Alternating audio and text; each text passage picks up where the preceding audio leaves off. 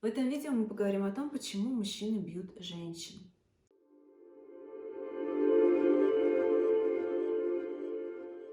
Как правило, основная причина, почему мужчина находится в состоянии, что он может себе позволить ударить женщину, с которой он встречается, живет, это погода в доме, где он вырос, та атмосфера, в которой он вырос. Как правило, когда он был мальчиком, он видел такое поведение между мужчиной и женщиной, скорее всего, между мамой и папой. И даже если в семье говорили о том, что это ненормально, мама была не согласна с этим, но при этом не уходила от такого папы, и периодически, то есть такие ситуации происходили, ребенок все равно считывает это как некую нормальность. То есть, когда папа бьет маму, ребенок понимает, что это происходит, а дети всегда замечают это, понимают, даже когда нам кажется, что они уже легли спать и не слышат, как мама с папой ругаются где-нибудь ночью на кухне, все равно все это в общей атмосфере дома, в общем неком энергоинформационном поле, в общей ауре, не знаю, дома, все равно это детьми считывается. И даже когда мама вроде бы плачет и не согласна и ругается в ответ, но не уходит, а все равно продолжает жить в этом, ребенок считывает это как нормальность. Это называется нормализация. То есть он вырос в этом, значит, это нормально. Значит, это нормально, что папа ударил маму, мама поплакала, не знаю, там, они поругались, она попробовала с ним расстаться, но потом они снова вместе, она решила его простить и продолжает жить, например, с ним ради детей, что является, кстати, огромнейшей ошибкой многих женщин. Так вот, ребенок, находясь в этой атмосфере, как говорится, впитывает это с молоком матери. Дело в том, что те нейронные связи, которые образуются у нас у детей во время нашего детства, они самые крепкие. И именно вот эти нейронные связи из детства, они побуждают часто людей, уже взрослых, действовать определенным образом, инстинктивно, не отдавая себе в этот момент отчет о том, что они делают. Поэтому, с одной стороны, мужчина, который вырос в семье, где погода в доме была такой, с одной стороны, он вроде бы не виноват, что вот он оказался условно жертвой таких обстоятельств. Ведь дети не выбирают себе семьи и родителей. С другой стороны, конечно, он ответственный за то, как он будет с этим обращаться, потому что какие бы нейронные связи с детства у нас не были, но мы взрослые ответственны за свое поведение, и человек любой обладает достаточным количеством силы воли, чтобы в какой-то момент сдержаться, где-то уйти, перетерпеть какую-то свою бурю чувств, в конце концов пойти с каким-то специалистом, проработать это. То есть это лечится, это решаемо.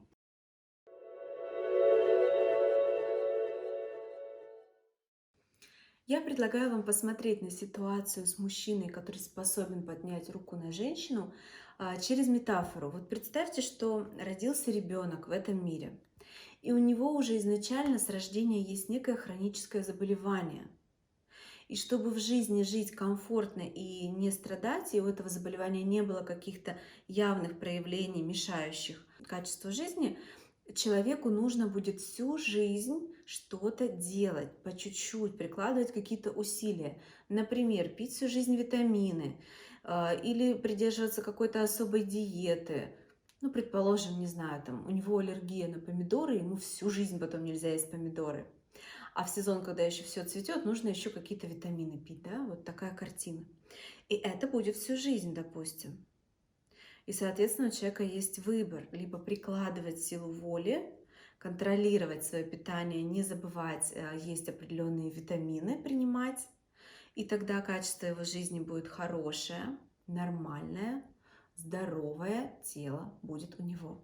Или он может забить на это, плыть по течению, куда его несет, есть все подряд, не делать то, что нужно, и страдать от проявления этой аллергии. Вот примерно то же самое, утрированно, происходит с мужчиной, который вырос в семье, где атмосфера в доме была такова, что он видел, что мужчины бьют женщин.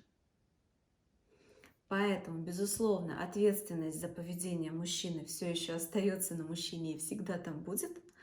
Но относиться к этому как к чему-то такому глобальному, за что ответственен только он, ну, здесь нужно быть мудрее немножко и видеть дальше, чем сегодняшние отношения, только нужно понимать, откуда ноги растут у этого. Также у женщины ответственность ее оставаться с таким мужчиной, когда он побил, она его выгоняет, он приходит через какое-то время, просит прощения, говорит, что больше такого никогда не будет. А есть такая замечательная фраза, что если мужчина ударил однажды эту женщину, то он обязательно когда-нибудь может ударить ее и дважды, и трижды. Либо уходить, несмотря на чувства, несмотря на страхи какие-то, возможно, остаться без него. То есть ответственность на обоих, но женщине полезно знать, почему с некоторыми мужчинами такое происходит, почему какие-то мужчины бьют женщин, какие-то не бьют. У меня есть для вас маленькое домашнее задание.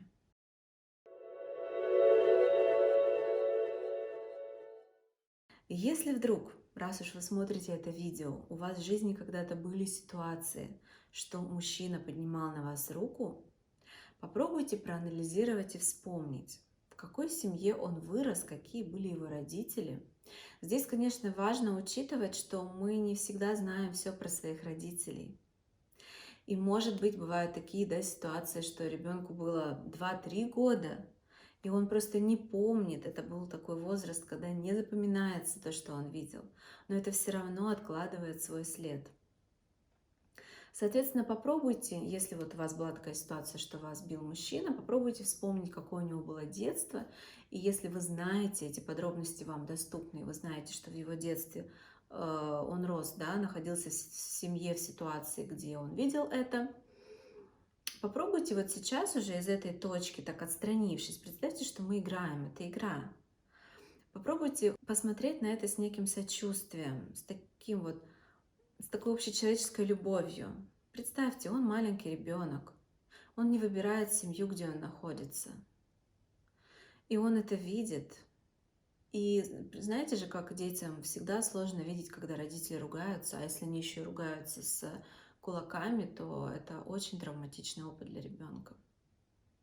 Посмотрите на это вот буквально на несколько минут другими глазами, вот глазами такого принятия, отстранившись, представив, что сейчас речь идет не про вас, мы же действительно сейчас рассматриваем не вас, а только его сторону вот этого процесса. И просто хотя бы пару минут понаходитесь в этом вот ощущении.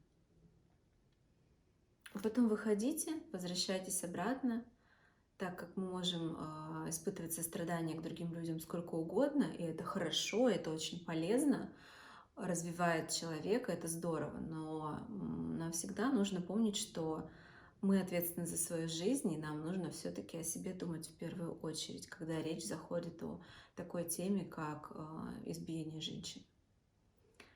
Соответственно, вот этот момент переключения, когда вы можете переключаться в состояние такой человеческой сопричастности и смотреть на это как сторонний наблюдатель, и немножко пытаться считать чувства того маленького беззащитного ребенка, который оказался в такой семье, на пару минут, а потом возвращаться в состояние «я здесь и сейчас», это моя история, я человек, который пострадал от этого, допустим, меня били, я пострадала, и снова вспоминать свои права, свои потребности, и что вас не имеет права никто бить, если только вы сами это не позволяете.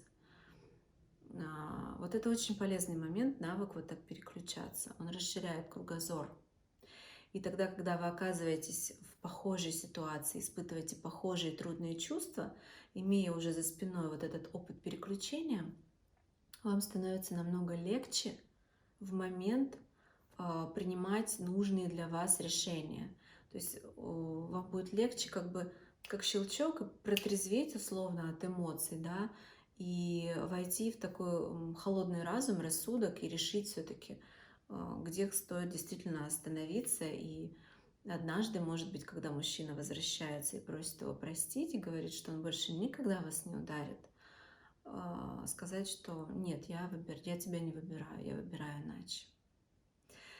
Я надеюсь, что это видео было для вас полезным и интересным. Если это было так, подписывайтесь на канал. Если у вас есть вопросы, пишите их в комментариях. Я читаю ваши комментарии и я отвечаю на ваши вопросы. До встречи!